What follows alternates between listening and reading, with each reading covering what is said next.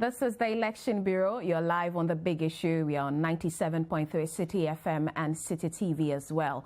My guests are Franklin Cudjoe, President of Imani Africa, and also Joe Jackson, Director of Business Operations at Dalex Finance. A while ago, we started a conversation on the advanced budget. Franklin, so you were talking about the capital expenditure as against others and the monies involved. Yeah, I mean, against the backdrop of the fact that we are now asking for more money to retire old debts. And it's important that while we are doing that, at the same time, we are asking for more money to prosecute development. And in this case, a lot of the development is consumption related anyway, right? So I was just making the point that some data analysis done by my fellow, Imani's fellow, Dr. Cudjoe Ampadu, suggests that, clearly speaking, we are spending 10.4 billion cedis on interest payment, that's retiring previous debts, and then amortization of loans, while we are spending only 1.9 billion on capital expenditure. And that really has been the story of this Fourth Republic. I must also add quickly, though, that if you look at the breakdown properly, compensation of employees, and this is again my good friend Dr. Cudjoe Ampadu's data, 28% of every 1 cedi is spent on compensation of employees, which means 28% of every 1 cedi. Interest payment, 26% of 26% of every 1 cedi. Grants and other government units, 16%. That's 16% of every 1 cedi. Amortization of loans, which is 12%. So it goes on and on. If you combine all of that, it gives collectively, it tells you that we spend 4.5%. We've spent 4.5 times more on interest payment and amortization of loans than on capital expenditure, which is just 1.9 billion. But to the substantive question you posed, which is, was there a need for some accountability on COVID expense? And I say so, yes, because in spite of the fact that COVID is still with us in terms of its ravaging impact globally and locally, we still have made some significant investment in trying to bring back the economy to life. We've done about close to $1.2 billion on the small medium enterprises investment package. Yes, maybe it's not over, but at least if the loans were disbursed in such a way that we're using effective matrices, and I'm sure my good friend Cousin Yankee is doing so rightly, we should be able to tell the percentage of loans given so far, those who receive them, and what they're actually using the loans for, especially when these are concessionary loans, which are given concessionary terms. It's important. I think it's important to get a glimpse of how much was spent on the feeding, what was bought is important. The subsidies on the water, electricity, already that's a given, because we can tell, even though people complain they weren't receiving. It's important we know what has been spent on, and Imani and some other partners, other civil society actors, are going to do some, including the CDD. We are planning to do a tracker of how this COVID expense had happened and taking it forward. But I must add quickly that the IMF was spot on when it said that our debts are quite unsustainable. I call it the debt iceberg ring. It's an iceberg right now. Almost 76.6% by the end of the year. To GDP is really, really high. And somebody questioned whether the issue about debt is about the what you use the debt for, which is fine. But like my good friend Ayariga, the presidential candidate of the APC, would say, he thinks that his first plan to deal with the debt issue is to allow every Ghanaian to pay 8,000 Ghana cedis. I asked him if he was going to give me that money in the first place to pay, because it's not as if once everybody is billed to pay the debt, then the debt issue will go away. Not quite the case. All right. Joe, you mentioned the issue of the bond, and we are going to the capital market again, the international capital market. What is the impact of this move? First of all, is it a good one? Will it have any impact on our economy? And also, did we have a choice at all? Okay. I will take your questions because your question is really, did we have a choice? and what's going to be the impact on the economy. But before that, I wanted to make one major comment. Okay. You see, in truth, that 76% of GDP, which is our debt, is not what scares me. Okay. I'll be honest, that's not what scares me. What does? What scares me is the fact that we have such low revenue. So our ability to pay off the debt is minimal. And then the specter of a default starts to loom. You see, here's the critical issue. If I owe money,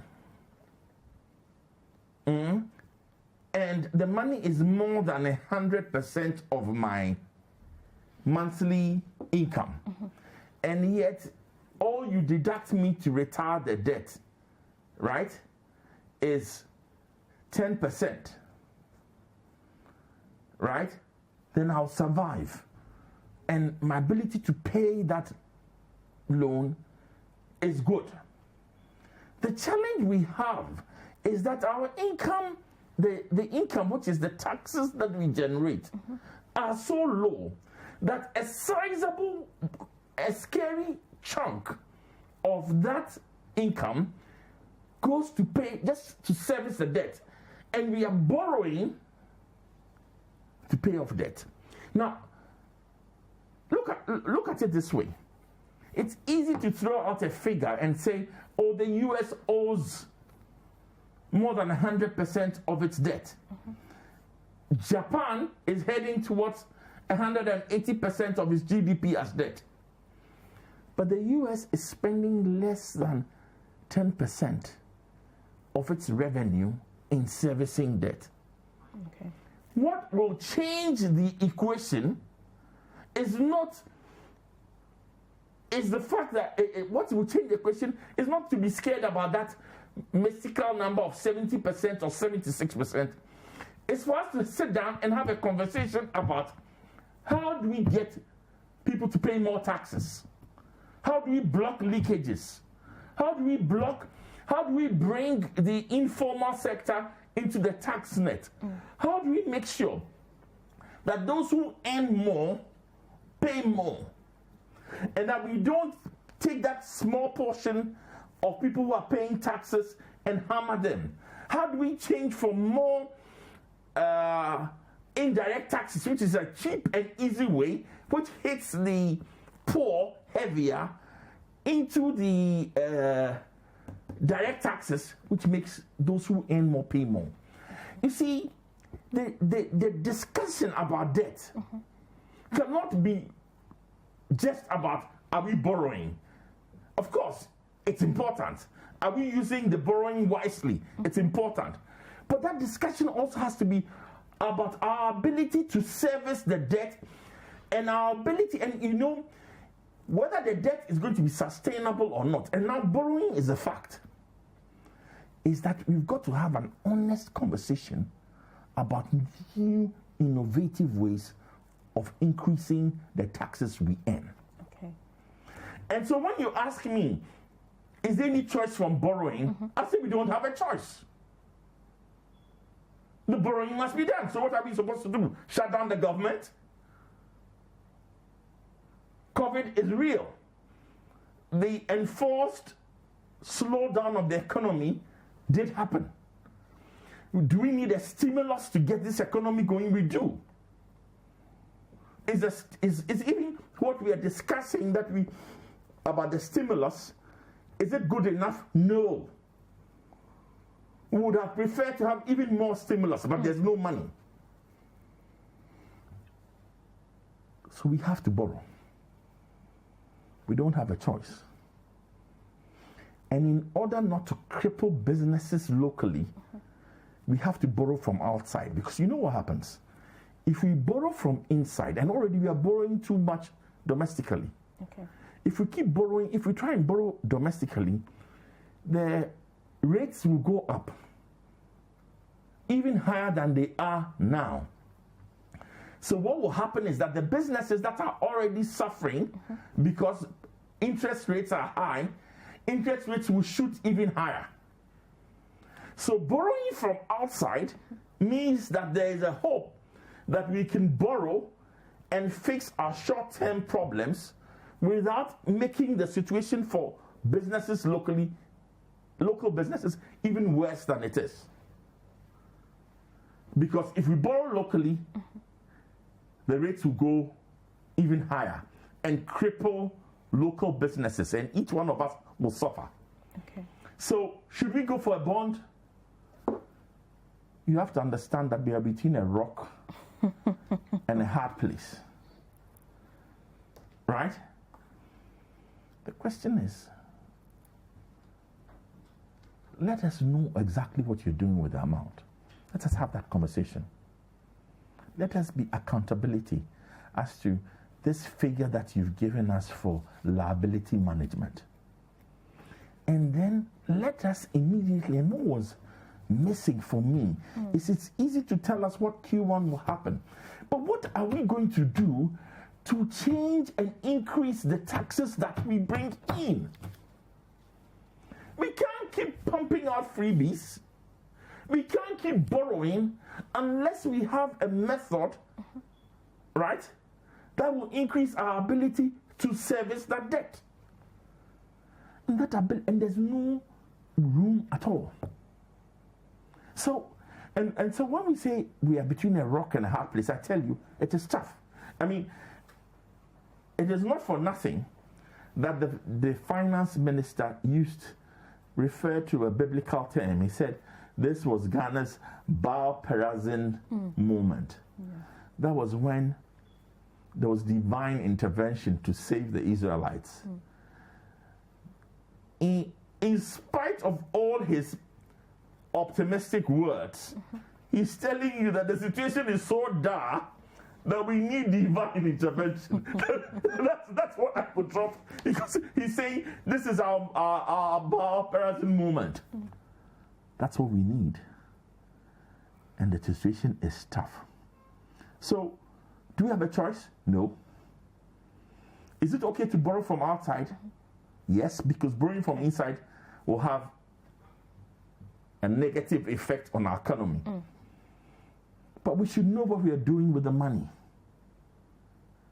Right? And we should all be part of the decision, because really, we're not investing in infrastructure. We're investing in consumption, free SHS, etc. Which is okay if all of us agree that that is what we want to do. But let's know what you're using the money for. Okay. These are not very pleasant words, are they? For the people in charge. But Franklin, have we seen enough of what these monies have been used for over the period? Because it looks like we don't have a choice. Well, I'd like to answer this question by suggesting that, you see, in far-seeing countries, and I'm using this pejoratively, and I owe every word that I use in this conversation, and they are solely mine. You see, in jurisdictions that are quite interested in doing proper analysis, what it means is that before they spend X amount, they would have asked themselves, what value would it bring to me? If I'm spending X on NAPCO, 600 million cedis on NAPCO, what value addition would we bring to the economy? If I'm spending 1.2 billion on free SHS, what value addition would it bring to the economy? If I'm spending on everything else I've spent on 10.4 billion on capital interest, well, of course, that's a different matter. But everything we spent on compensation of employees, what is the value the public sector is bringing to the table? Are we just paying salaries?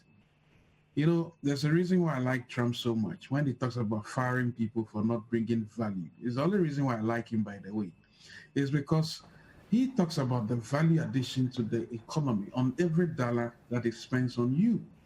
It's the only reason why he's drained the swamp in Washington, other corrupt people have been sidelined and they are now angry. It's the same thing we need to be discussing here.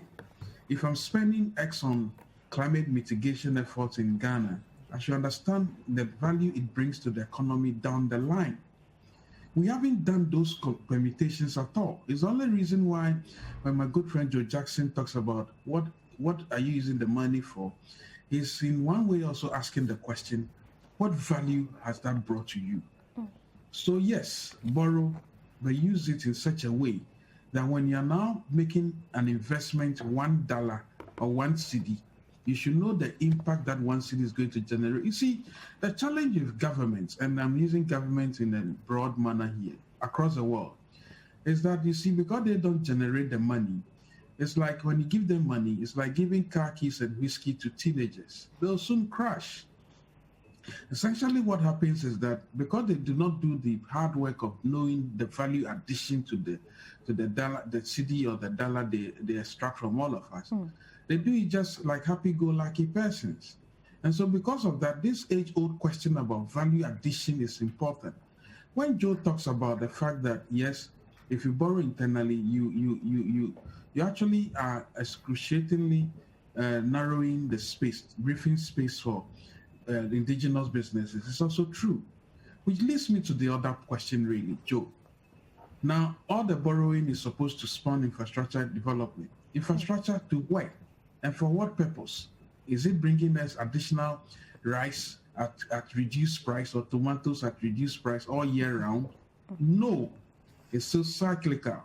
It is still rain-fed agriculture. We are not doing enough. So we are making roads in East Legon, doing all these nice roads all over the place.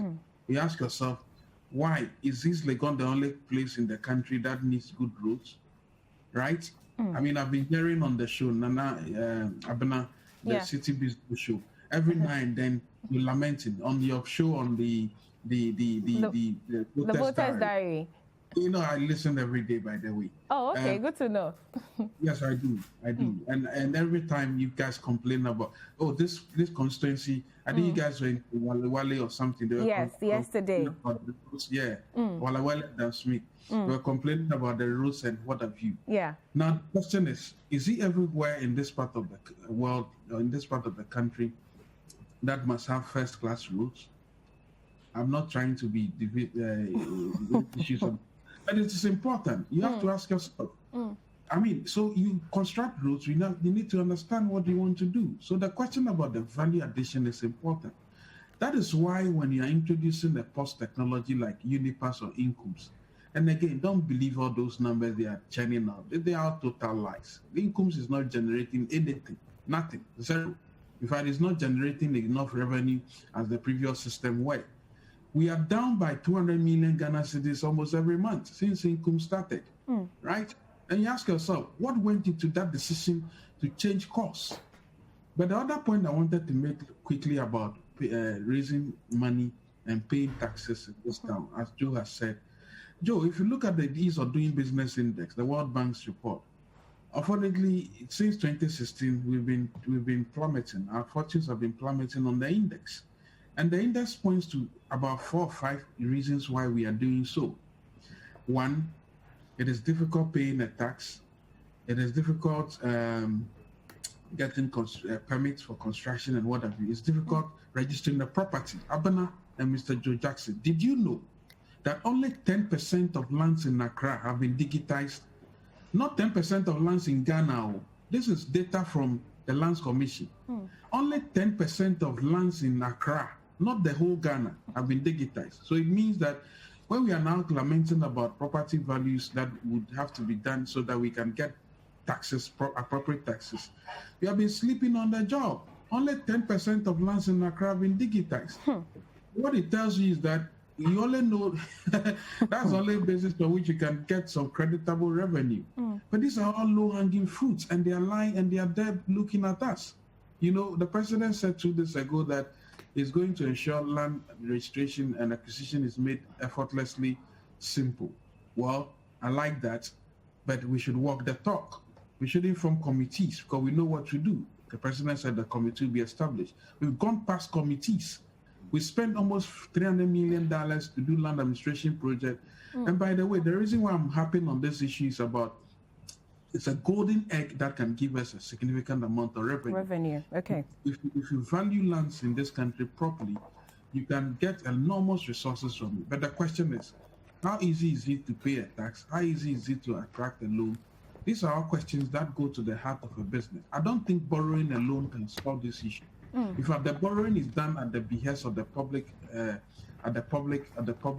should I say, leadership, and typically goes into publicly funded things, usually sole sourced.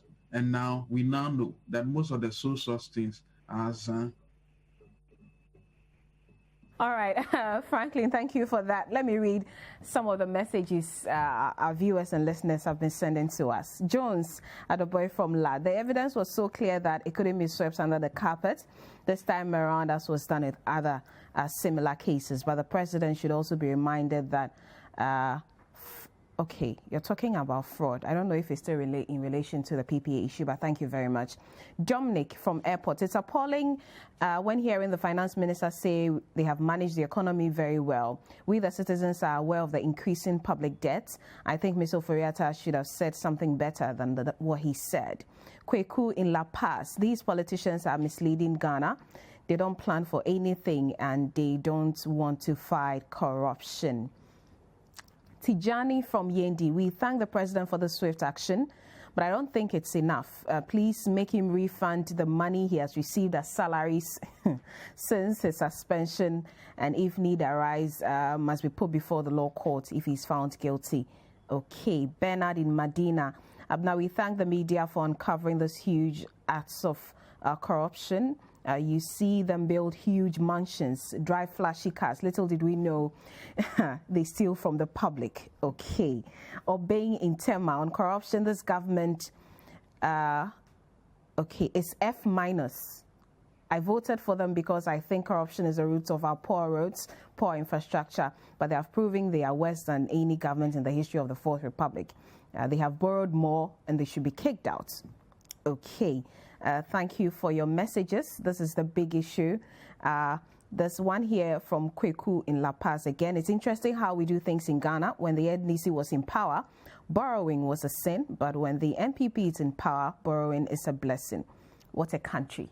Okay. This is the big issue. We are on 97.3 Citi FM and Citi TV as well. We've had two gentlemen join us in the studio, Joe.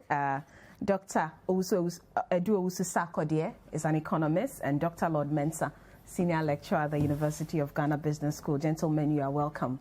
Thank you. Let me begin with you, Dr. Sarkodie. You were here with us on Wednesday for the budgets, the pre-discussion and everything. Our conversation has gotten to a point where we are talking about borrowing and what the monies are used for, because it's a question that keeps coming. People say there's nothing to show. So what are we borrowing for? Earlier I asked Joe whether we indeed have a choice or that's all that we have to do. Okay. Thank you. I have with me this document from IMF. Okay. Page 12. Saying that without additional external financing, countries will struggle to strike an appropriate balance between consolidation and growth. Okay. Okay. This is the document from IMF. Borrowing in itself is not that bad. Okay. Many people have raised concern about what you use the funds for. The judicious use of the funds.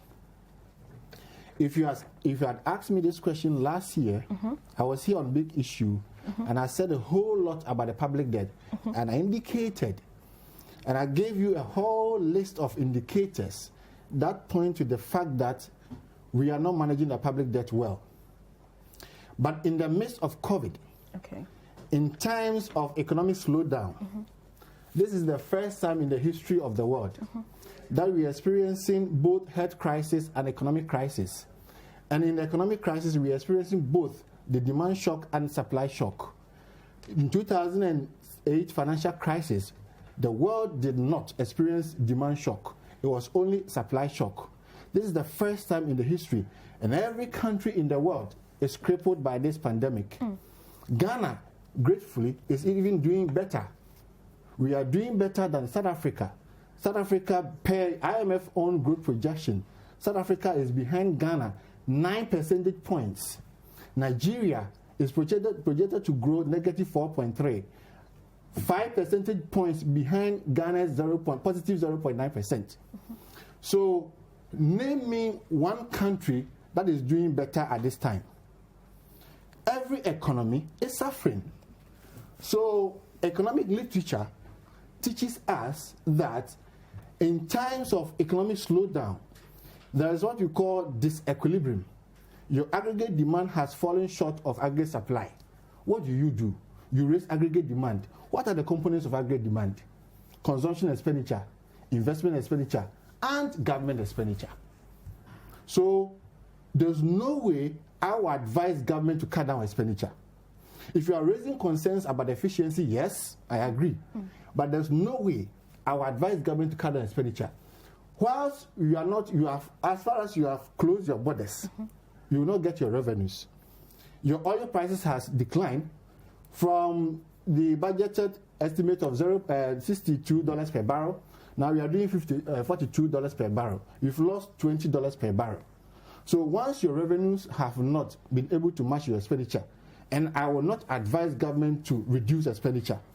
We can go on to talk about efficiency, but on the broader look, no advice to cut down expenditure. So what do? You have budget deficits. Budget deficit is financed by both foreign sources and domestic sources. That is borrowing. In times like this, governments are advised to borrow to grow their economy. This is the IMF document, page 12, I just read to you, that you cannot have a balance between fiscal consolidation and growth without the support of external financing. And that's exactly what the government is doing. That's exactly what many countries in the world are doing. If you want us to talk about the public debt, we can talk about it in isolation. Maybe last year we could have talked about it very well, or this year we can maybe take away the effect of COVID and talk about the rest. In fact, if the public debt was, say, 0 or 5 billion cedis, nobody would have raised any issue now. I am not of the view that governments should be lazy and continue borrowing. I am of the view that in these difficult times, borrow and spend to grow your economy. When your economy has picked up, you do what you call the domestic resource mobilization. Continuous borrowing, permanent borrowing will never help our economy. It is not the way to go.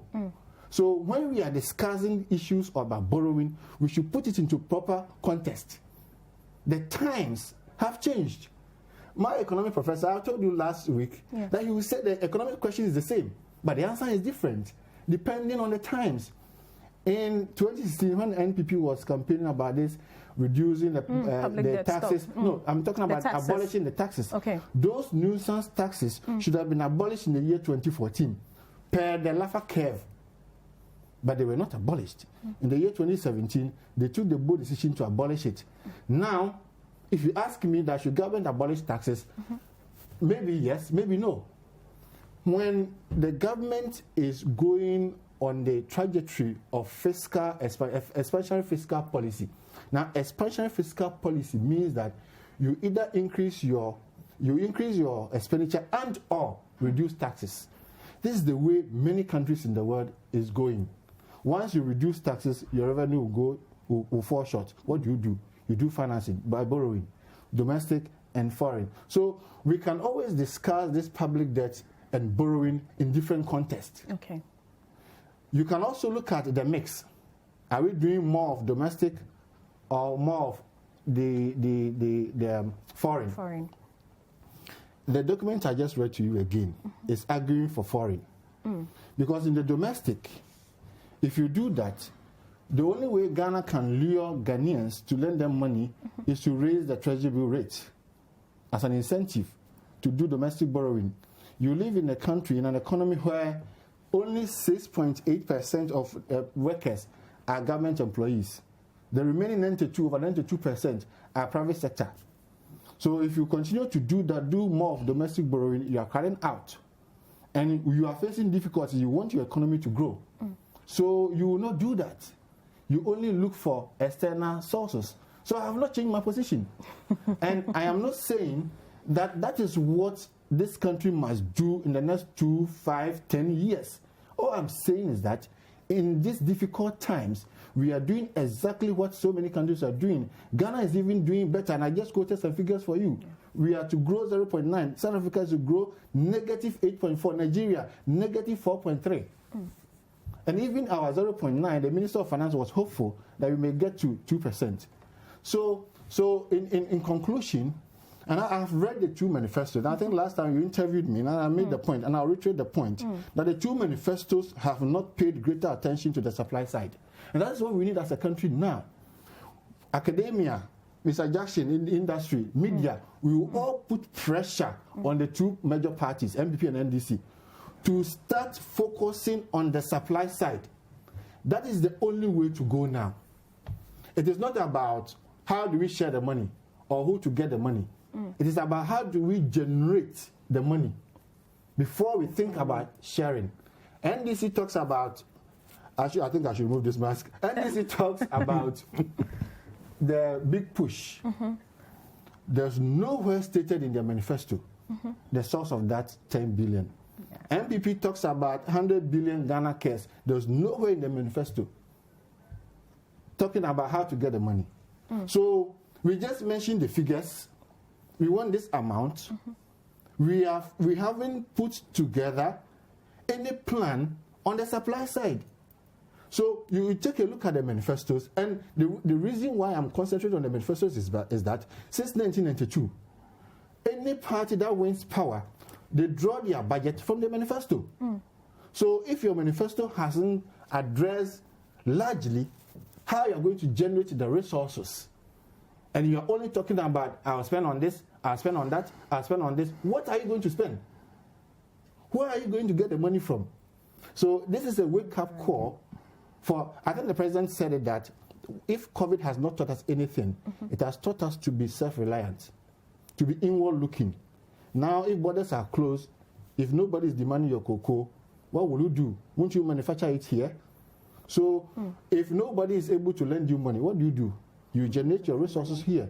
This 20 billion, 10 billion that we mentioned, Abena, it will surprise you how much we can generate domestically here.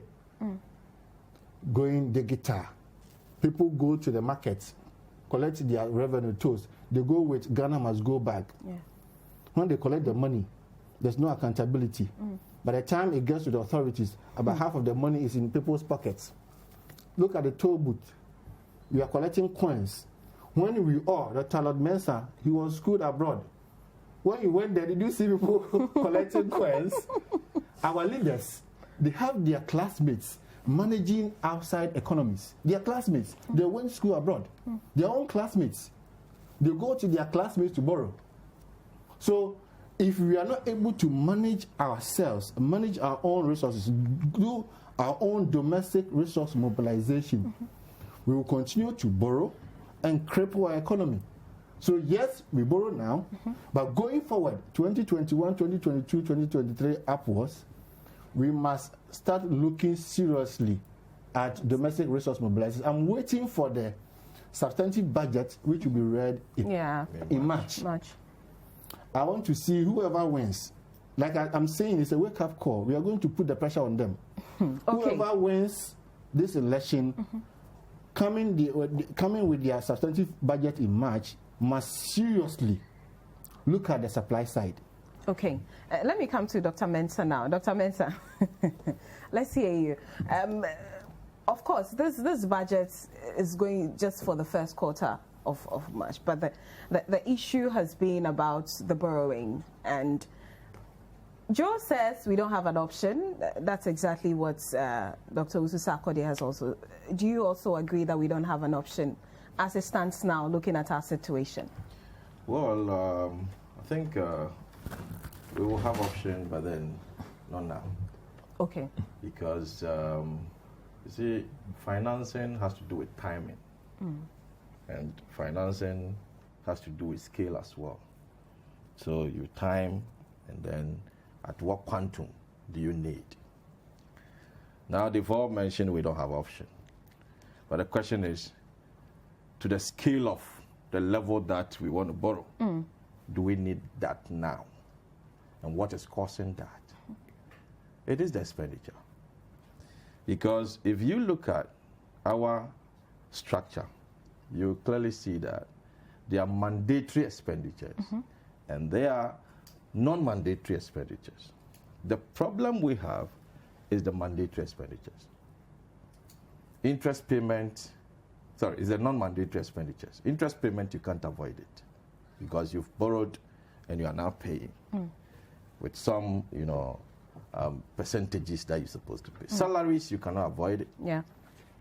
People's pensions, moratoriums, you can't avoid them. Ex gratia, you can't avoid paying them. But then if you look at that side of expenditure and you relate it to revenue generation, which is the taxes that we get from the same people that, we projected paying their salaries and all those, you could see kind of a close net of what is being generated at that side. Now, the problem we have is the non-mandatory side and how we prioritize it. My friend talked about, efficiency. The leakages, the corruption, and all those goes in that side of the budget where it is not mandatory. And clearly, you could see the timing of certain expenditures might not necessarily be important. And then, like I said, the scale of certain expenditures at that non-mandatory side might not necessarily be. A typical example is you're looking at expenditure side, like COVID-related expenditure. Now, we know that, fine, things are down now. Companies are incurring more cost, so you want to give them a cushioning. We understand that. It's very, very important because at the point where things are down, you need to find a way to re-energize the system. But then on the other hand, you will see which takes a chunk of that COVID-related expenditure, talking about, health infrastructure development. So you ask yourself at that point, do we need that? And even that we need it, do we need it across the country? Okay. I mentioned earlier that the scale of infrastructure, the timing of the infrastructure is important. Okay. The scale in a sense that, okay, fine, there could be a leakage somewhere that we sank money to a community hospital, thinking, okay, fine, we might be overwhelmed with, COVID. So spillovers and all those can go. We sank money into a fabricated structure, in a form of what? Something to host in case we're overwhelmed with. So we ask ourselves that, did we need that expenditure at that time? Okay. Do you get it? Yeah. Now, this expenditure will build up into the deficit gap that is being created. Okay, so if the deficit will be bigger for us to borrow 10 billion, right? It depends on how we scale our, expenditure and the timing of the expenditure. Okay. Very, very important. And I always say that these are the areas that I think we're having problem, and that is what is causing, this trajectory in our, upwards trajectory in our debt levels, and everybody is complaining. But then as for external financing, getting, money from outside into your economy, there's nothing bad about it. Okay. But then, when it comes, what does it do? And as I've outlined to you, clearly, those side of non-mandatory side expenditure is what we need to look at. And we need to understand that the dictate of that mandatory side is political financing.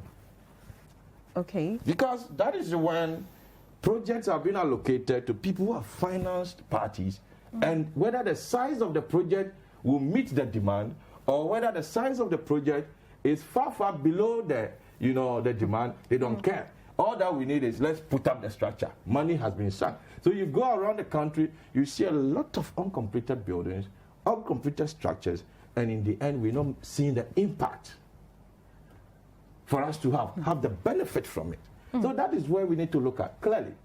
Because in this budget, not to cut you, in the this first quarter budget, we see that part will go into government's Agenda 111 for the construction of regional and district hospitals. It was part of the things the president spoke about at the onset of the COVID-19 in expanding health infrastructure. They also talk about beginning a TVET project. So are these some of the expenditure which you think is just for political capital that are unnecessary? If we need hospitals across all the regions, we can prioritize it. Okay. Regions might not be of the same size. Somebody will say, oh, these are a bit of, details of project management. But I can see clearly. We know very well that, okay, fine, we provided 1,000-bed facility to Accra. Are you trying to tell me the same 1,000-bed facility will be needed somewhere in Tamale? It might be needed, but not now. Okay. But we are still dealing with COVID. Yes, it might be needed. The 1,000-bed will be needed, but not now. The population possibly has not grown to catch up with that 1,000-bed. So you can provide maybe a 200 and then give an option to expand going forward. So in a way, it's one of the management of your expenditure to avoid leakages. So that, that huge 10 billion will not be created for you to go and finance to borrow. I wanted to add a little to what he was saying. You see, first of all, on this hospital issue, there are hospitals spread all over this country where we're not sure about the completion and utilization. Before you tell me you want to build new hospitals, I've got to rationalize what I have. I've got to make sure that they are being used properly before I spend. One of the things we've talked about before the king is how dire our situation is and how our fiscal deficit is now over 90% of our revenue. And it's easy to, and you see, the revenue generation that all of us have been talking about is at the helm of, is the elephant that we must deal with. You don't generate enough revenue. So listen, even this money we want to borrow from outside, let's be careful. We may go to the market and not exactly get joy, because they will look at how much we can borrow, how much our ability to pay, and start to wonder whether the risk of default is too high. The net result might be that the rate will be high, or they might not even get the minimum 3 billion that we want. And it all comes down to what he's been talking about. And the same thing Franklin talked about. Do we get value for our projects? And Franklin went over and over again on this issue. Projects are allocated because of political expediency, without recourse to the ability to execute. Without recourse, I mean, forgive me, we've asphalted roads in Accra, and our cocoa roads are still deficient. We have to ask ourselves, were those asphalted roads the best use of our money in dire times as we are now? Okay, let me take another break here. You're watching The Big Issue on Citi TV. If you're listening to us on radio, this is 97.3 Citi FM. We'll be back with more. Don't go away.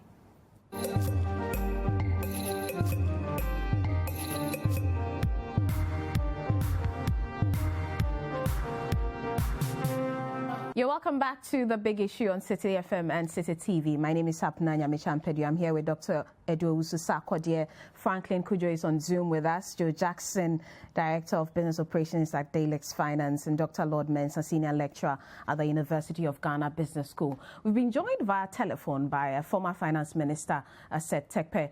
Good morning to you, sir. Thank you for joining us. We are talking about the issue of borrowing. And my guests believe at this stage which the country finds itself in, it is not a matter of choice. Do you think it's a matter of choice, and what would you have done differently? Yeah, thank you very much. And I will try to be as non-partisan on this issue as much as possible. Yes, it is a matter of choice. First of all, let's look at some statistics. I'll give just one. Currently, we don't have the numbers yet, but we were using 98.2% of our tax revenue to pay compensation and interest payments, which means that we were left with 1.2 for all other budget expenditures. That was in the 2020 budget. By the time we did the mid-year review, much of the adjustments did not have to do with COVID. I'll come to that. It had to do with adjustments for energy and banking sector bailout costs, additional compensation, and additional interest payments. And I would entreat your panelists to look at the appendix to the mid-year review that led into the supplementary budget. By the time that was done, Ghana was to spend 143% of tax revenue on only those two items, which means that we had begun to borrow to pay compensation and interest. You can do the computation for yourself.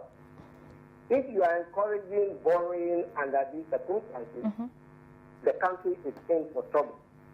Our debt is, I speculate it would, or I estimate it will hit 80% by Festus, because already we are told it's 77%.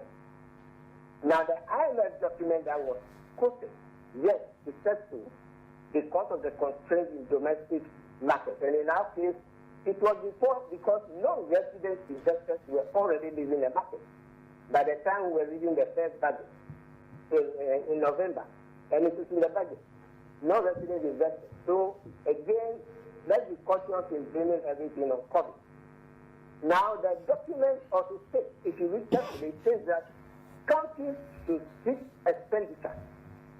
Countries that are borrowing to cease expenditure, and if necessary, and out of necessity for COVID, prioritize tax expenditure. So I think that we do have a choice. The document prefers a choice. The IMF was not as blank, and it was a major headline that you can borrow for anything, under the moon. No, we do have a choice. Let me also mention that I disagree that the global financial crisis did not have an effect on demand or supply. It had an effect on both.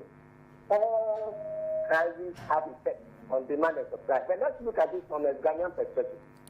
When the global financial crisis occurred, yes, it started with the subprime interest rate, but it led to a sharp fall in demand in the U.S. and credit crunch, which affected the emerging markets first and then developing countries like Ghana. And what normally happens in a crisis, whether it's financial crisis or non-financial crisis, Ebola or SARS or COVID, is that the immediate impact is that demand for our commodities, export commodities, decline. Gold, cocoa, and crude oil prices. And in fact, this is exactly what happened in 2014 as we were reading the budget. I think one of the panelists mentioned that crude oil prices are currently declined from the budgeted expenditure of about $60 or something dollars, to 45. In fact, in 2016, January 2015, after the budget was read, and this is why we went to Parliament in March, crude oil prices had fallen from $99. That was what was used to prepare the budget. To below 35, and we never went above $45 in 2016. And that was with one oil field. Now we have 3 oil fields. Let me also mention that during that period, even with the combined effect of the disruption in gas supply that led to Brussels and all those things, Ghana also performed better than the African countries that have been mentioned. That ratio is being said to be non-performance. The 2.8 under the old series was 3.6. Ghana was a exception. Ghana didn't go into recession when Nigeria went into recession, when Angola went into recession, when South Africa went into recession. That is the African giant and many African countries. We should be careful in making COVID look so different. The difference is that, one, COVID is non-financial. Two, COVID led to, admittedly, closure of borders, right? And then the lockdown, which has abated and is abating. And you can see from the US, Europe, and others that a recovery is underway. If you look at that recovery, it means that the shock to the economy is shorter than the global financial crisis, single time, foreign and crude oil prices combined from 2009 all the way through 2015 and 2016. So Ghana experienced a shock. Now, what could we, and this is why I say we have a choice. Out of abundance of caution for all these that Ghana went into, we said, let us set aside some of our money from oil revenue to meet global shock and domestic shock. And that is how come the stabilization fund came. We get 250 million. The NDC, the previous government in the previous crisis, had the luxury of taking out only 250 million Ghana cedis, not 250 million US dollars. With 3 or 4, we did not build that back. We could have been taking 500 or 2, and we would have borrowed less from the IMF. We said let us set some of the money aside for sinking fund, which we did to reduce, the Kufuor bond, and you can see, the graph is there. It's in the budget, it's in the debt management report and everywhere, that as a result of putting that money aside and beginning to buy back our bonds, the rate at which we were borrowing started declining. We have a choice. We can either use the oil revenue for consumption, or we can use it to tackle some of the areas where the nation is vulnerable. That is, attack from shock, which is the stabilization fund, where we call buffers or stabilizers. The debt, which is a problem. So if you did not continue with abating the rate at which you are borrowing, when you have 3 fields, don't come and blame COVID. And the reason I say don't blame COVID is that let us all not forget that government came to parliament. And government gave the cost of COVID to be 2%. By the time we went to IMF, government gave the cost of COVID to be 2.5% of GDP. Now we have a deficit of 4.9, which, by the way, the reason it increased to 11%. It's not on account of COVID. The COVID element is the 2.5 which I'm talking about. You can even grant that 3%. If you add the 3% to 4.9, that gives you also 5. That gives you 8. Why are we now talking about a deficit of 15%? It has to do with COVID, the cost of COVID, which is fully funded from the IMF, RCF loan, from the World Bank loan, from domestic sources and other private sector contributions and all those. Why do we continue to bring? COVID is only 8%. What is accounting for the 8%? Even if you grant that COVID is 4%, what is accounting for the 7% extra? We are going to be ending at 15%. I think we should interrogate, the issues and underline the numbers. The numbers. Okay. So, right. And so this will be my intervention. I was listening, and these are my comments so far on the contribution. Yes. I think going forward, let us remember, my last point, please. Let us remember that if we encourage borrowing, please let us draw attention of the public to the fact that austerity will come. And if we are not careful, nobody to blame the next government for going to the IMF for policy credibility, because nobody will give you the chance based on your policies. You will have to go to the IMF, for that policy credibility. We attempted the homegrown policy under the previous dispensation. Our application to do what we call the policy support instrument was rejected. And we started getting, the development partners, the World Bank, African Development Bank, started withdrawing budget support. That is the reason we went to the IMF in 2014. Because with all those things being withdrawn, and with Doomsop, and with payment fund and whatever, a pragmatic manager of the economy would go to the IMF.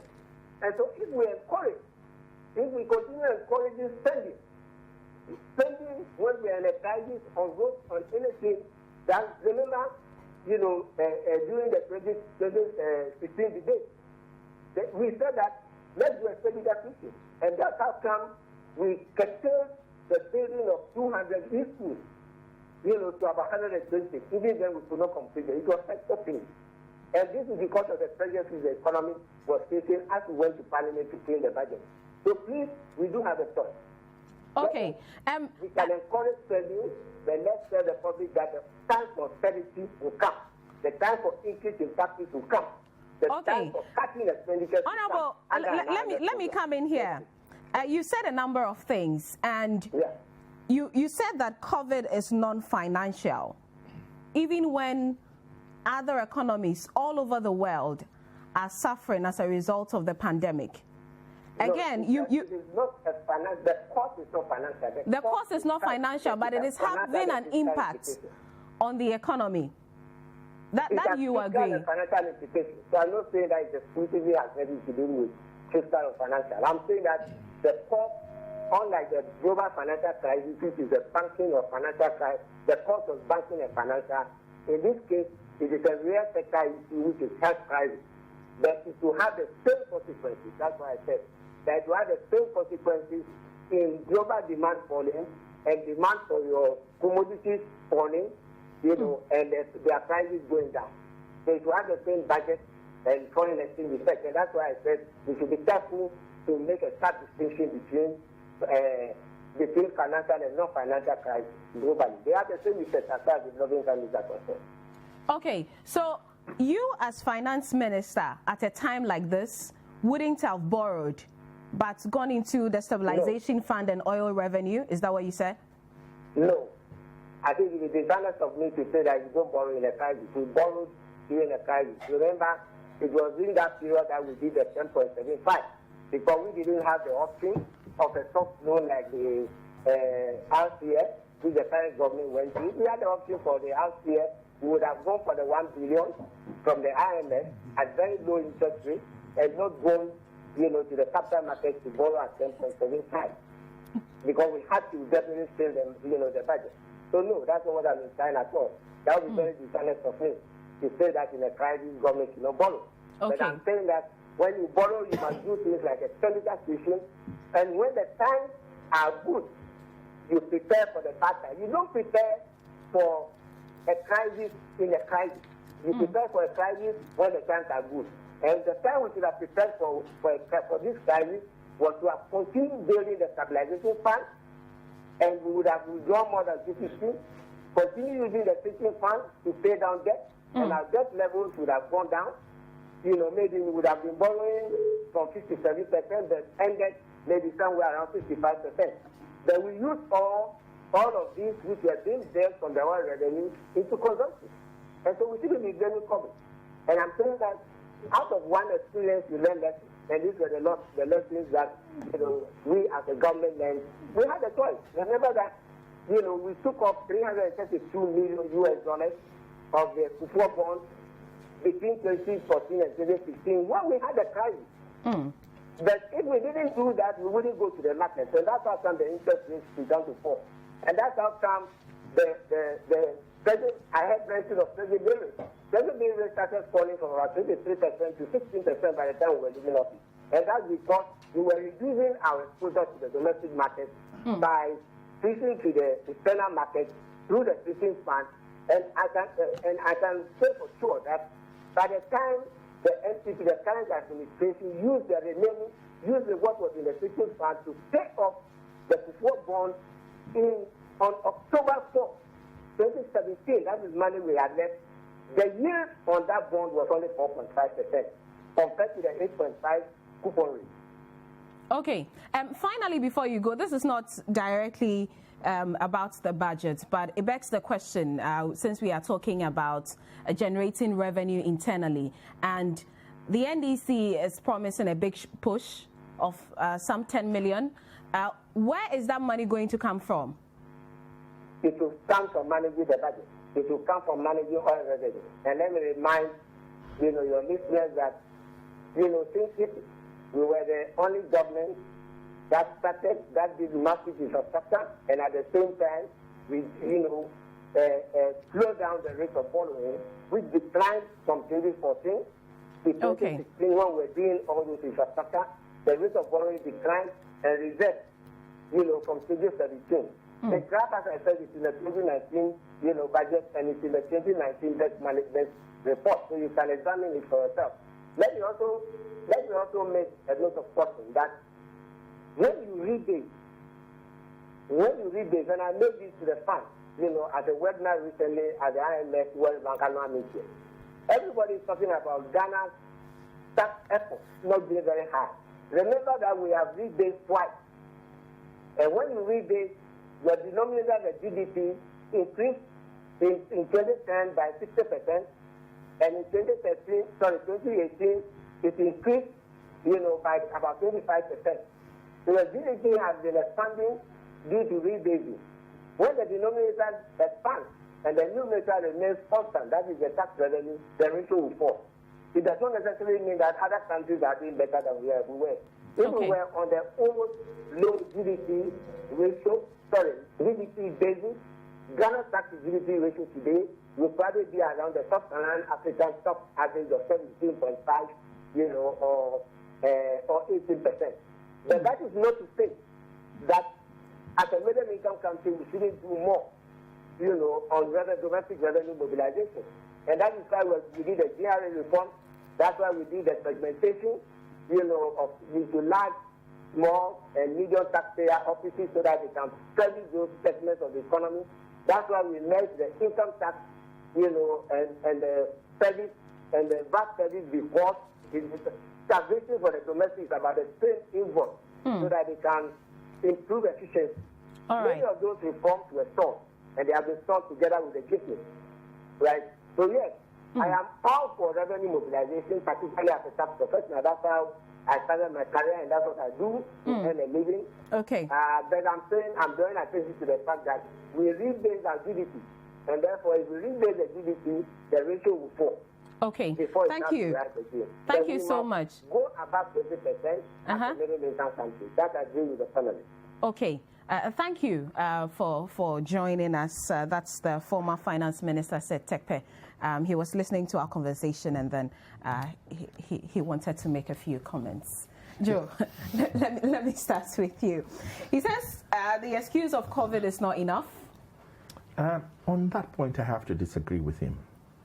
And the experience is also not just because of Ghana. It's not unique. COVID was worldwide, and everywhere stimulus packages were utilized. I mean, from the U.S. right across, countries had to borrow.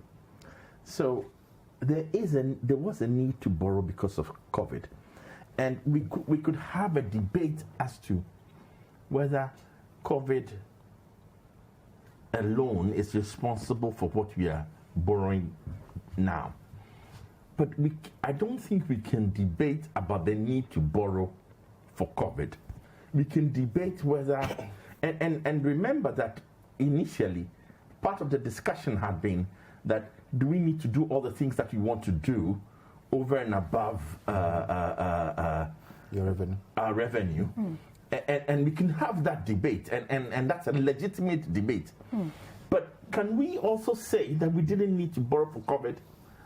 I don't think so. So I will have to disagree. And repeatedly, we've seen when governments are out of power, when it's easy to say when I come, I will manage. When I come, I will plug the leakages. But unfortunately, we haven't been able to do so. And I'm not just talking about the current regime, I'm talking about previous regimes. And each election year, we go through the same argument. How are you going to fund it? Oh, I'll fund it by plugging the leakages. I'll fund it by managing better. As soon as they get into power, it doesn't happen. And the pressures they face are big to spend and spend and spend. And at some point, you've got to cut that cycle. But back to the substantive issue. We don't have a choice where COVID is concerned. Okay. What we can say is the money being utilized properly? And beyond COVID, and even some of what we would term COVID expenditure, like hospitals, have we rationalized the hospitals we have, and do we need to spend as much as what we plan to? Okay. Doc.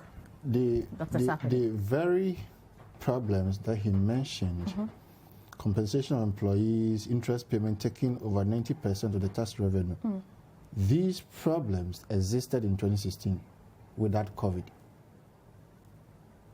Yeah. So the fiscal structure of the economy hasn't changed. It is a problem that we are all dealing with, regardless whether it's NDC or NPP. It's a problem of Ghana, and we must deal with that fiscal structure. When you say you cannot, I'm not sure I would liken COVID to 2008 financial crisis. I will not do that. 2008 financial crisis and COVID, the same? No way. Did we experience lockdown in 2008, sorry? No. You locked down Accra, Tema. Accra and Tema alone accounts for about 50% of our GDP. Accra and Tema alone. More than that. Yes. Then you add, somebody was teasing me that the GDP of East Lagos is more than Kumasi. He knows I'm from Kumasi. That's not true. I am also going to disagree on that. We are agree. Because if you ask the banks, because of the headquarters, the banks, how much of their revenue is generated outside Accra and Tema, you'll be shocked. It may be true because of the headquarters. Let me come to the issue. You lock down Accra, Tema, Kumasi, Kaswa. Close to 80% of your GDP is locked. Remember, Ghana is largely informal sector. You cannot work from home when you are informal sector like that. There is no way. Now, my friend here is a financial person. He will tell you the crash in the stock exchange markets during COVID was far worse than what happened in 2008. Financial crisis. And he mentioned rightly that there was a financial crisis. This COVID is crisis everywhere. Any crisis you can talk about happened during this time in the year 2020. Just mention any crisis. Planes were not flying. Ships were not moving. Schools are closed. No churches. No funerals. Your GDP was growing averagely 7. All of a sudden, you're doing 0.9. There is no way we can compare any other, crisis to this. And remember, we are not only dealing with just a financial crisis. We are dealing with a rare sector crisis. Hotels are closed. Somebody works in the hotel. The person has to stay home. The person has children. He's not able to feed his children. That is both demand and supply crisis. Rare sector crisis. You sell, people are not buying what you are selling. Then the health crisis. How many Ghanaians have died? Over 300. How many people have died in the whole world? Close to 1 million. Did anybody die in the 2008 financial crisis? Do you know the devastating effect of the death of the breadwinner in the family? Did we create any isolation center in 2008? Did the government buy PPEs? There's no way anybody can liken this. If he is comparing the drop in oil prices in 2015, because I remember he went to revise his budget. I remember. It was a major shock to us. If he's comparing the drop in oil prices and now, yes, they are very similar. But we know, and he's right, by saying that the commodity prices dip. When there's any dip in commodity prices, it affects us. It affected President Nkrumah. It affected President Rawlings, President Kufuor, all the presidents that we have had. Because we export cocoa in their raw state. When there's a fall in the prices, we suffer. That, I agree with him. But the COVID is coming with every other crisis that you can think of in the world. So there is no way. There is no way. Yes, Franklin, you can.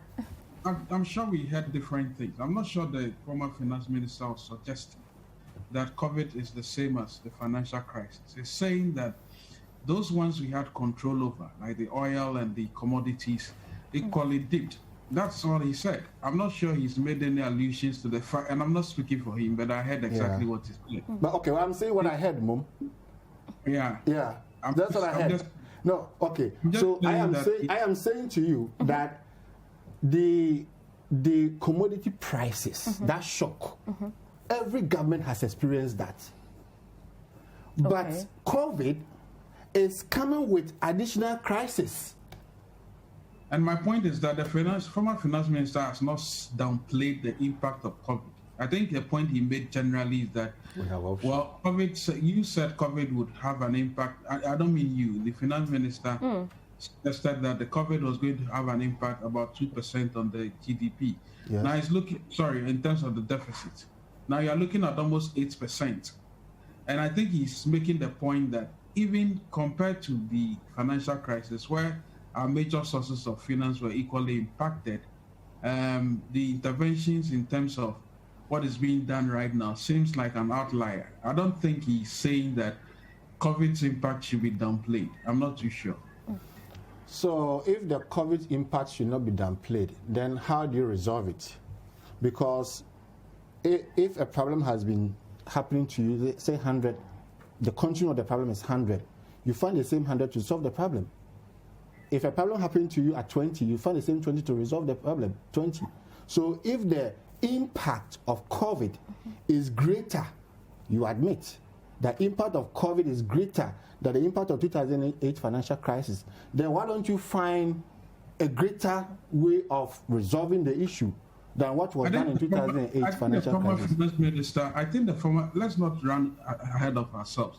I think the former finance minister was suggesting that had we gone ahead with some of the interventions put in place, like the savings made on the earlier, we would not, the impact would not have been felt greatly. So I think that's what I heard. I'm not too sure we can. Let's go keep on. Dr. Sarkodie, you agree with the elements and how he would have handled the issue of COVID in talking about some of the measures they had put in place earlier and government not following through with them?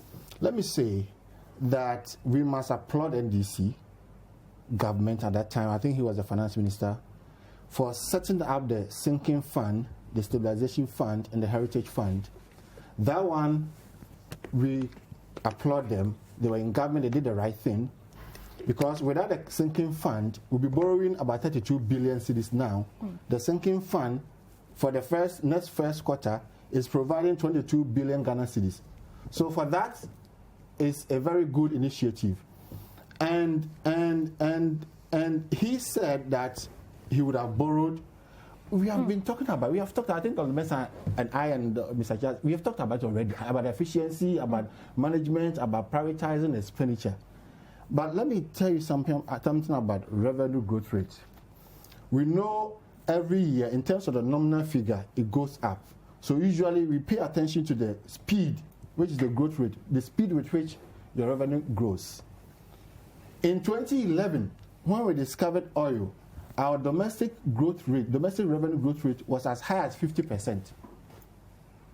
Then it fell to 20% in 2012. Then a number of taxes were introduced to raise revenue. The revenue growth rate increased to 23% in the year 2014. And since then, the curve declined from 23% in the year 2014 to 10.9%, about 11% in the year 2016. Currently, as we speak, it's been raised to 15%, over 15%. So if anybody is talking about financing and domestic financing, you leave a growth rate of 10.9% versus somebody's growth rate of 15.9%. If it's not for political expediency, I don't know what it is. So for me, I'll make my point again, that we cannot disregard COVID. We cannot disregard borrowing at this time. And we come back to the same thing that we are all talking about, to mobilize our revenue domestically for the greater good for all Ghanaians.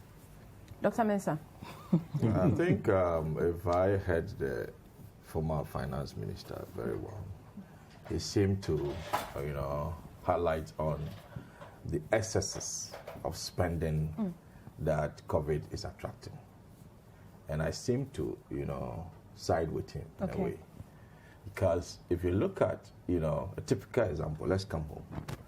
When we were locked down completely, right? It was a partial lockdown, though. Was more or less a partial lockdown. We know very well that the mobility of economic agents who makes up our revenue. Because if you look at the revenue structure, you see excise tax and all those, people going to hotel to go and eat. All those things were affected. So it definitely affected revenue. And at the same time, businesses were in shock. Close your borders. Okay, we closed our borders as well. So effectively at that time, whatever cushioning that you give to your citizens, whatever cushioning you give to your businesses, so giving them free electricity, giving them free water, I mean, there's no problem about that. Because when things are down, you find a way to re-energize the system, because you don't want the agents of the economy to completely be destroyed, because they make up the machinery that generates demand. But then in the end, beyond that, you see, we had this freebies from July, right? 3 months from July, from the May. Lockdown period, Yes, from May. 3 months to that is May, June, July, right? So and it was extended. Extended, another 3 months. July, August, September. Now we get to September, right? Things are more or less active now. We can see activities building up again. Okay. I mean, do we need freebies again? So this is where, I seem to share the concerns of the former finance minister, that possibly we've had, excesses in expenditure looking at the COVID. Because, he said we shouldn't look at COVID alone to be having that much of impact, but rather we should, be a bit circumspect in our, expenditure when it comes to the COVID. And he seemed to, indicate that. And for me, I do share, his concerns. Just quickly on the freebies you talk about. So at this point, things are gradually coming into play. Agents can easily move, Fine, you can prioritize it. Businesses, you can give them that kind of freebies, because they are still spending on wash your hands thing and all those. Okay. But then there's like giving what do you call it? Is it partial electricity? For lifeline customers. Yes, subsidized electricity and all those. You think that's not needed? We should, and free water, we should be able to bring those things down. You mean by the end of the year? Not by the end of the year. Before the end of the year. We should end it before the end of the year. We should no more free water? Politician will do that. The social dimension, I'm sitting as an economist, so I'm not looking at that. I seem to share his concerns. The challenge we have is that if the economy is that informal, then how do you deliver stimulus to that section of the economy? And I'll be honest with you, I wish I had all the answers. Right. Because on one hand, in terms of efficiency, I have tremendous problems with free water. And I have tremendous problems with electricity. Oh yes, I have tremendous problems with free water, because free water encourages me living in my house to do things and literally to wash my car and water my grass. Unlimited usage of water. Because I have unlimited usage. And I didn't get some of the free water. Frankly, you haven't gotten free water since. I'm not connected. I'm not connected. You're not connected. Okay. The gentlemen, and listen, those living in the really poor areas who don't have access to pipe-borne water, and they're the most vulnerable. And Aboagye brings it in gallons. Yes. Yeah. Are they getting it for free? Well, government said they were going to settle them, but we've also had reports of these companies complaining. But at the same time, we can talk about. I ask myself that, so how do you deliver stimulus packages? And even the estimate of the amount that is going into it. So there are tremendous challenges. But the issue really is this. we must have an honest discussion about how we are spending this money. Okay. And whether each one, how much of it is political, and how much of it delivers value. I mean, maybe I live in some sort of utopia. It is true. How much of it is I'll be honest with you. Of it is political? Sometimes I sit down and I close my eyes and I say, free water is such a fantastic political message. Yes, it is, and you all have to admit it. There is some element of stimulus to the informal sector. But do you want my take on the freebies? Yes, but let me go to Franklin. Let me go to Franklin. I think the conversations have become very rich. Look, on the substantive issue of how to share freebies or subsidies, it has been an age-old problem. I think in this case, Dr. Mensah is right. I think it was extended too much. It became like an expectation anytime the president was going to use one of his so it was expected. I think it would have been fairer if it was done through maybe some of the direct and indirect taxes, which everybody seems to pay. So lampools by and all those people, they could have revised those rates for those who are not, who fall between, those who are not captured formally, and those who are captured formally. I think there's something that was done. I think some of the income were reduced. I think it would have been a combination of those, because in truth, not everywhere is connected to water. And indeed, as Dr. Joe Jackson really said, it costs the poor person a lot more money. It's not mine. So I yield, and I mean, we could do things better, but of course feeding people was a vital thing to do during the lockdown. Maybe it could have been done with rather than cook the meals, maybe something else could have been done, but hey, politicians never let crisis go waste, as we Okay, we are wrapping up on this particular subject, but quickly some of the messages before I take your final comments, gentlemen. Okay. Ezekiel says, greetings to you and your panelists. As for politicians, borrowing to pay debts will drive our country back. Okay. Kweku in Kumasi. My concern is about how we pay our taxes. The digitization should be considered and improved. I personally face such issues. No matter where I am, I always have to travel all the way to Kumasi to pay my tax. Government launched a website to do that, but it requires a business tin. Okay, getting the tin, you also say that's also another problem. So if government really needs the taxes, they should make these processes simple and fast. Otherwise, a lot of people will not bother to pay. Okay, Kofi in Kasoa. It's amazing how Mother Ghana is struggling this way. Ghana is like a company full of debts, but the amazing thing is the workers are rich. How? Please ask Imani president to work the mathematics for me. Okay, lots of the messages. I'm just trying to do as many as I can. I settled on the MPP in 2016 because they promised to stop borrowing. They promised to come and stop borrowing in the country, but today as we speak, the MPP has borrowed a lot and less development. There's no money in people's pocket. And that's from Obeka in Patinga. Kafui in Koforidia, our political parties are focused on promising spending at the expense of generation of revenue. The NDC has performed better at the supply side. They introduced taxes and levies that generate money for the economy. With the MPP, they borrow and spend without making efforts. You say, okay. All right. Quickly, some of the messages on Twitter. But, okay, let me take the final comments. Dr. Mensah.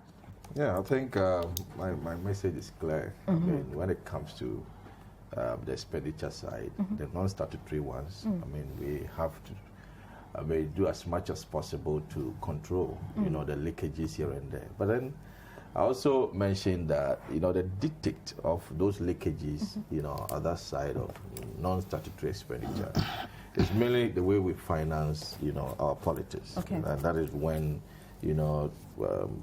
somebody finance the campaign. You need to make sure that you're satisfying by giving my project, as to whether the size of the project is what is needful or not. I mean, we don't consider all those things. So I think as a state, we need to sit down clearly and look at, how our politics are financed, Okay. Because all this huge budget deficit that we see and all those, that's the build-up, Dr. Owusu Sarkodie, I got a message. Somebody said we should make the language quite simple for the ordinary Ghanaian. Unfortunately, I just saw it, but he wants to know about. That was to Sarkodie. Yes. That was the supply side, demand side, language too. So you go. I'm sure they will understand the English language, but talking about the debt and the revenue generation in simple terms. What it actually I think I will touch on efficiency. Efficiency is key. We should, because if you borrow and you spend on imported items or on other things, that means you are exporting back the money you borrowed. So you touch on the efficiency, number one. Number two, domestic production. I understand that the Agenda 111 they are going to do, they're going to use locally produced materials and use local labor. Yeah. If it's not just political promise, if it's something that they're going to do that is good. So let's encourage domestic production and consumption of whatever has been produced domestically. Other than that, we can borrow billions of dollars. We come and we spend on imported items, and what we are doing to ourselves is that whatever we have borrowed, we are exporting the borrowed funds back to the foreign countries. The next point I will touch on is revenue mobilization. I think Dr. Mensah and Mr. Jashi, they are so much concerned about the expenditure. I will not be so much attached to expenditure if we have raised enough revenue. So yes, we are concerned about expenditure. we are concerned about the expenditure, but we need the expenditure to grow our economy. Okay. If it's efficient. Okay. We need the expenditure to grow our economy. But we need, the concern here should be about the revenue. We are concerned, we are talking about the deficit because the gap between revenue and expenditure is wide. It's wide. We can close the gap not by reducing expenditure, but by raising the revenue. Okay. So that is my view. Joe, we must close the gap. I have by to give you raising just revenue. 1 minute. Forgive me. No problem. The issue for me is simply this. It's easy to say we can borrow and we don't have a choice. Our very ability to borrow is hampered by our ability to service that debt from our local expenditure, revenue mobilization. So even the borrowing, don't take it for granted. All right. Thank you very much, gentlemen. We are ending the money matters here. We're now going to talk about electoral violence and the happenings of last Sunday in Odododiodoo. MPP and NDC supporters clashed. About 15 persons were wounded. I'm bringing you a quick recall of the events on Sunday, and then the conversation will continue.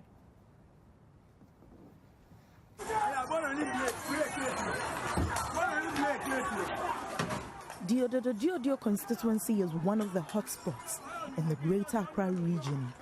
In the build-up to the December 7 elections, political parties have been organizing what they term as peace walks to rally support for their respective parties.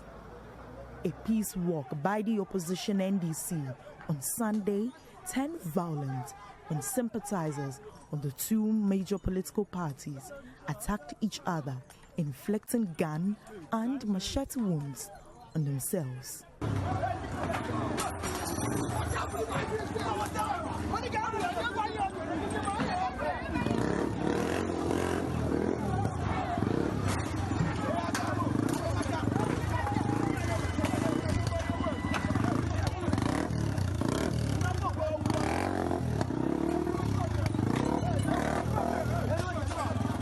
According to the sympathizers of the NDC, they were attacked by supporters of the NPP during their peace walk. The one handling this vehicle was heated with a bottle and a stone.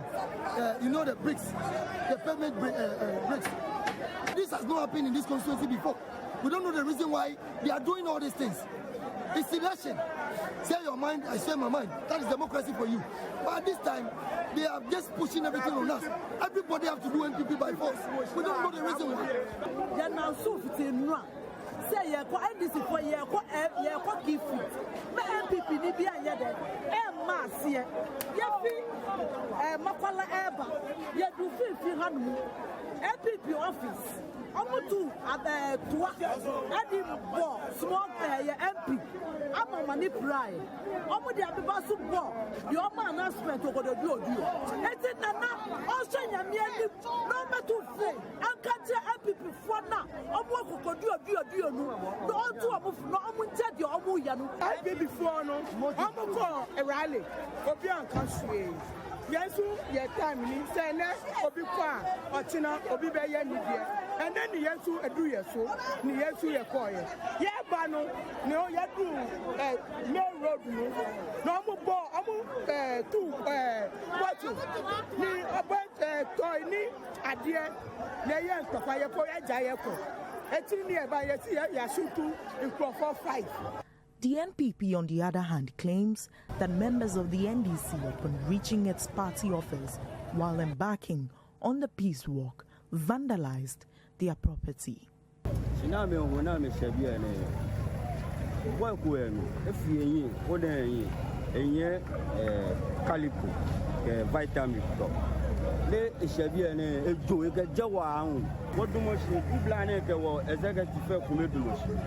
What do much know when one no buy the toilet? No, was secretary telling the hell at the Shiba. She didn't have a few. I make a feel that she can be a maintainer. Me wash. That's the 12 to move a minute in a year. Now, maybe by 3, now maybe deal close to my cashew. I may qualify. She didn't put any but about question by any Geneva Bato. Ni abidin to from Mokajan Kaba. Never stay on TV. Go free, what free up, I make you get it. I make you now me work at the way that trash here. Ne fit na me banana me black. I make stay fun. Surrounding light in your area I make stay fan onumishi. No nilante me to be a vampire AB. This year election one more fair one fair pigs. We work in because we are Ghanaians war. Not the most no fair.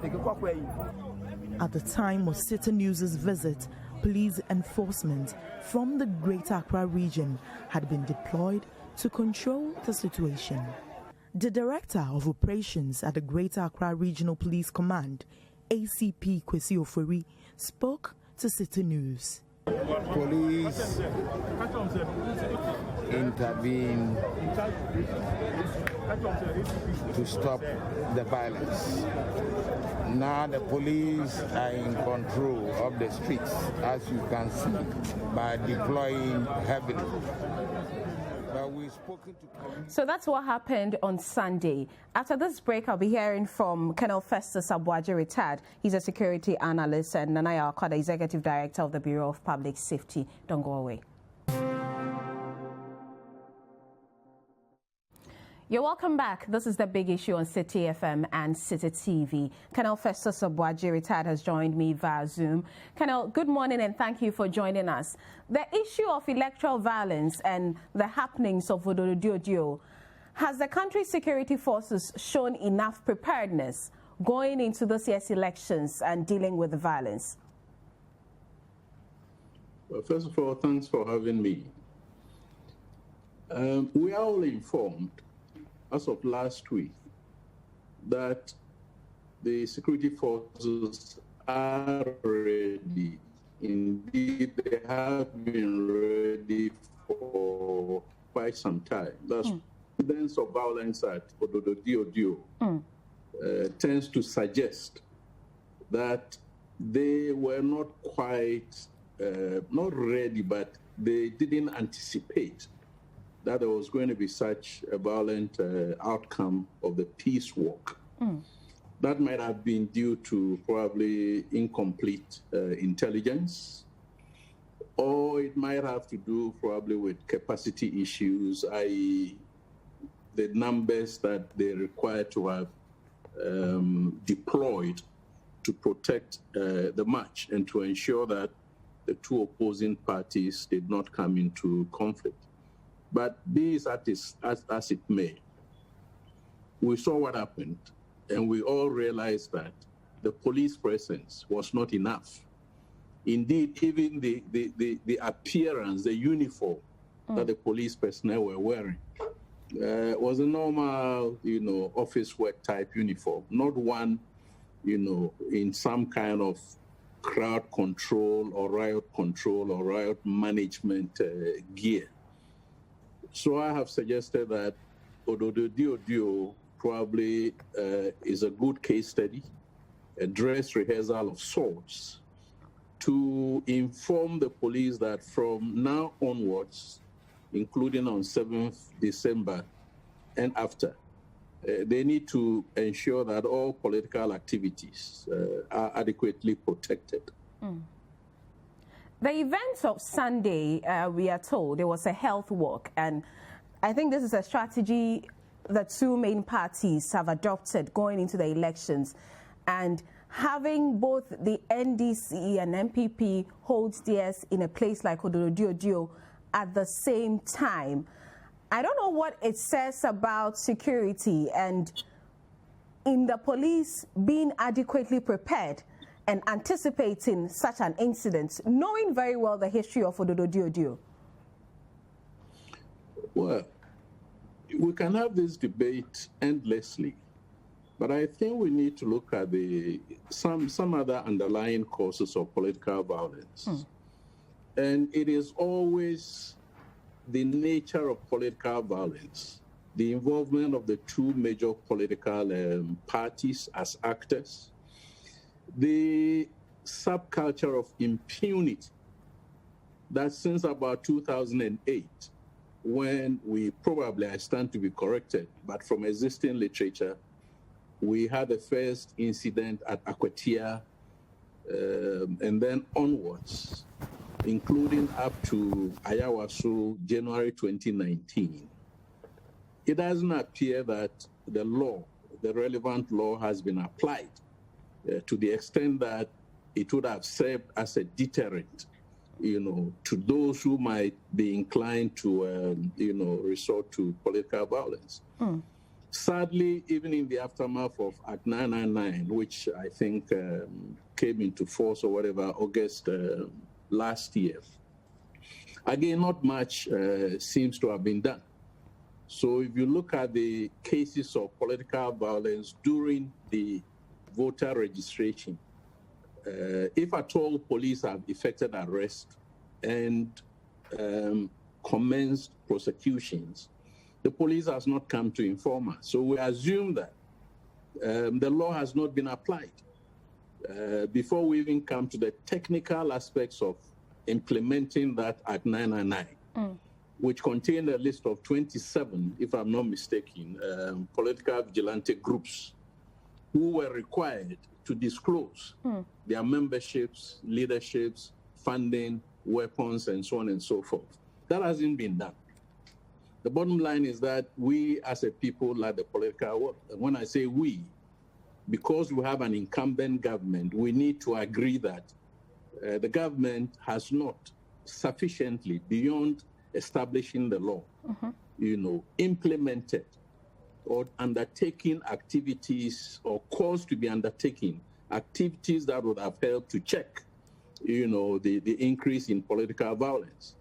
So you look at the Owusu recommendations, for instance, in the white paper, and you do a cursory appraisal of which of the recommendations have been implemented, whether with regards to the national security architecture, on which there was a recommendation that it must be reconstituted, whether it had to do with the operational aspects of removing the SWAT and other persons from the command and control of national security, sending them back to the police, whether it has to do with compensations, either for persons or properties.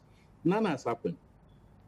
You go to the voter registration, And the classical case will be, what do you call it? The central region, you know, area where the Minister of State fired a handgun. And you don't see what might have happened. So you come back to Odododiodoo now, and I'm informed, I stand to be corrected once again, that the police has a list of about 20 persons. Yes. And they have only succeeded in arresting 2. 3 of them incidentally happened to be NDC. The other one who was holding the gun and discharging, was invited and in the company of his lawyer, went to the police. So again, that impunity is condoned by selective justice. The picture that one gets is that incumbency is used, you know, as a cover for these kinds of persons who undertake some of these acts of violence. And all of these cumulatively are not helping us to effectively address the issue before we come to police capacities and police readiness and so on and so forth, which I believe they have and can do. But once again, except for political interference, political influence. Otherwise, why would all of us see somebody discharging a handgun openly and he's not being picked up, or he's invited and he goes to the police station with his lawyer? I mean, how? How can that happen in a democracy? It shouldn't happen. So there are a whole lot of other angles that we need to look at. And if we can address those underlying dynamics, the police will be capable of enforcing the law. Okay. But until then, we should not expect the police to be able to enforce the law that is undermined by other political stakeholders. The system cannot work like that. Let me bring in Nana Akwada now, Executive Director of the Bureau of Public Safety. Nana, many people think that the violence we saw in Odododiodoo on Sunday is no surprise.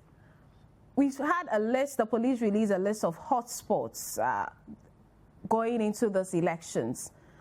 For you, do you think it's been handled well? Well, thank you and good morning to Senior Festus Aboagye on the other side. I think that to a large extent, we as a country are playing, as we say it on the street, we are playing with fire. We know, or we don't seem to appreciate the full import of an electoral violence. And so time and again, we have played with it and we continue to play with it. We must understand that it is not enough to list over 1,000 or 2,000 hotspots, or to let the public know that there are X number of hotspots in the country. What is most important is the measures that we put in place in order to, if you like, mitigate or, neutralize the triggers at these various hotspots. If you ask me how well we are doing, I'll tell you that we are not doing very well. Because look, violence, it has no limits, it has no rules, it has no boundaries. And once it's triggered, no one can control the outcome. And so we do not even have to allow it to happen in the first place. The fact that in the wake of the announcement of several hotspots, there is one occurring in a place that was well known in the last 28 years. And it takes the police, moments or significant time to respond after a lot of devastation has already occurred, should get every Ghanaian worried. Okay. Colonel, earlier you spoke about some underlying issues that in spite of whether the police has enough capacity or not, the underlying issues hamper them in dealing with the violence. We've heard the president on countless occasions that the security agencies must deal with anyone who foments trouble, especially going into the elections. Is that not enough in showing that government is committed to ending such impunity? You know, there is what some people have termed rhetorics, you know, the statements that are made in public places, which sometimes are different from the facts on the ground. The facts on the ground that we get to know about, anecdotally albeit, is that if you go to the Ahafo-Obno region where that Silas was killed, for instance, or you go to Kaswa where the minister discharged their firearms, and other places, we hear that the police officers in charge of those stations and or districts or divisions have been posted away. The question is, why should they be posted away if indeed they made public utterances that tended to contradict what some other persons were saying in public? You see. So what our leaders say in public and what happens on the ground are two different things. And if the two are not harmonized, they are not in sync, they are not synchronized, you're not going to get much to happen. We keep hearing about telephone calls being... So let's go back to Ayawaso. Sorry, not Ayawaso, Odododiodoo, for instance. Okay. Odododiodoo featured during the voter registration. There was an incident at Zongo Lane, which passed without too many comments, because at the time we were looking at other incidents that were probably a bit more violent. But on 1st September, the MP was accosted, was assaulted in front of a police station. And the question many citizens are asking is, what has happened to that case? Because the MP alleged that some of those 12 or so members of that group who assaulted him were national security operatives. He has gone further to assert that this last incident on the 25th included one of the very same group who accosted him. He was the one that I'm told was accompanied by a lawyer to police station or police headquarters or whatever it is. So until we, as people say, we walk the talk, you know, public rhetorics are not going to help. Again, we are not helping ourselves because for some reason, and I need to emphasize this, as of 2018, when we first got the crime statistics, the police has not published crime statistics. So in analysis of this nature, you begin to wonder why. Is it that the data doesn't exist? Which is not the case, because the police have reports of these cases. So why are they not reporting? Is it that they don't have sufficient personnel? And indeed, this work can be done by interns. So even me alone sitting in front of my computer, in a matter of a few minutes, I can catalog 12, 13, 14, 15, 40-something, you know, incidents. So why can't an institution do that? Is it that there is political influence for them not to publish crime statistics? Because we need to know the crime stats to gauge whether, as of 2018, when there were about 500 murders and 600 or so armed robberies or whatever it is, you know, whether these cases have stabilized, whether they have declined, or whether they have escalated. And then to try and find out the disaggregated elements of the crime stats. That is when we can begin to critically address the incidents of violence. But if we are left in the dark as it is now, and I can only go to the internet and look at a few cases and log about 10 incidents that have happened since the voter registration, including Asawasi and Ayawaso and other places. And last 2 days ago, when I granted an interview to a Cape Coast station, they were talking of local incidents of violence in the central region that have not been reported for us to know about in the capital.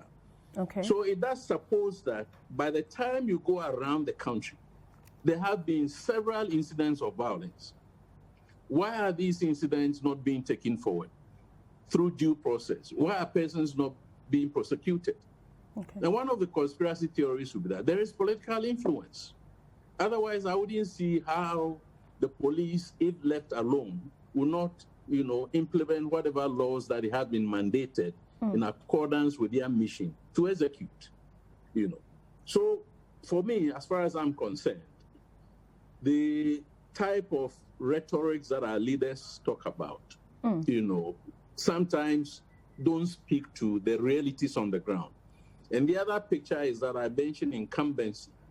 So when you are in power, and I want to believe that maybe the NDC is waiting until, assuming that it gets power, then it also retaliates.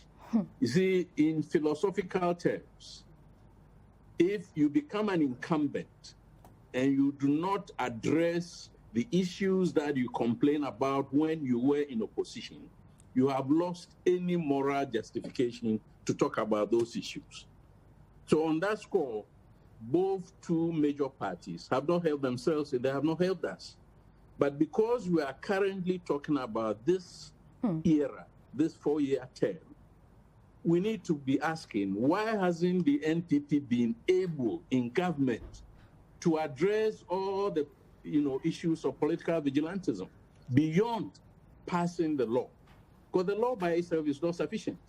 And I've heard many lawyers argue before and after the law that we didn't need a law because we already had many other provisions on our statute books to address any cases of political violence.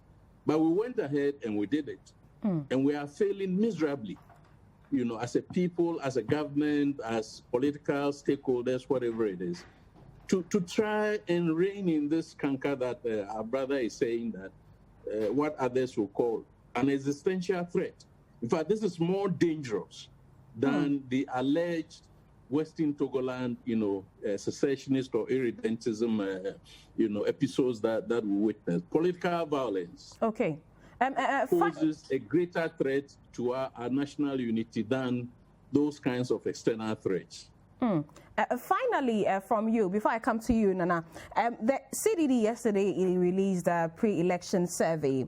And a part of it says there's considerable apprehension about violence by party and candidate supporters. And the voters remain concerned about the activities of party vigilantes, which is underscored by the desire of 8 in 10 of the respondents are calling for armed security personnel present at polling stations. So this is how many of the voters, especially those the CDD spoke to, how they feel. And they are calling for armed security personnel at polling stations. Is that something we should be looking at? Well, I'm a bit hesitant when it comes to the direct involvement of the military in election security. But let me go back to the CDD survey. Incidentally, I only got a copy through social media this morning. So I did a quick survey.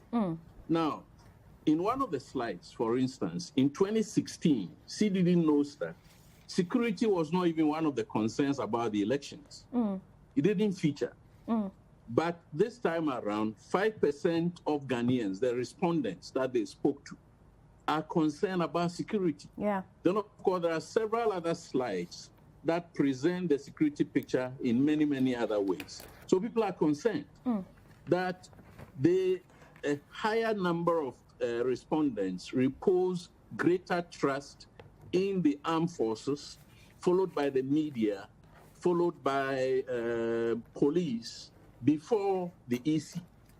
You see, but the police is the front line when it comes to election security. And yet it comes number 3. The danger we having is that the military should not ordinarily be involved in election monitoring, election security. But we are creating a certain subculture where we think that without the military, we cannot secure our elections. And yet the presence of the military, assuming that there is an incident and the military discharges weapons, is going to end up with voter intimidation and voter suppression. But the mere presence of the military, induces more fear than the police. So we need to find ways and means of getting the police trust, the level of trust in the police, to go up. And one way we need to do that is to look at the underlying factors. And the critical underlying factor is political interference and political influence. Once we get rid of that, then we can look at the police, whether they are acting professionally. And I believe that they can act professionally. I know several of the senior police officers who are very, very professional. I've known them in Ghana, I've known them on international operations. There is no reason why they should not be able to perform at home when they can perform outside. The difference is that the context outside is different from the context here. And that critical factor is political interference. Okay.